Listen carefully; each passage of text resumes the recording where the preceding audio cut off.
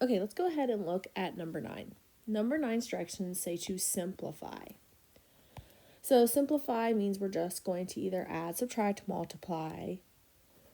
And in this case, it says that we are going to add. So when we add, we are just going to combine like terms. Well, let's look at this 6k squared. I can add this 6k squared to this 5k squared because they both have a k to the second power. Well, 6 plus 5 is 11, and they both have a k squared. Now let's look at this k to the fourth. Do you see another k to the fourth? Well, this negative 4 has a k to the fourth with it, so let's add them together. 2 plus negative 4 gives me negative 2k to the fourth.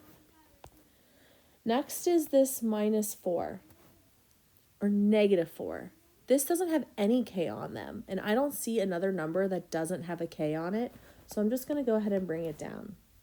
And finally, I have this k to the third. Well, there's no other k to the third, and it's a positive 5, so I'm going to write plus 5k to the third. This will be my final answer because I can't combine any of these. Let's go ahead and do some practice problems. Go ahead and simplify number 1. Go ahead and simplify number 2. And then go ahead and simplify number 3.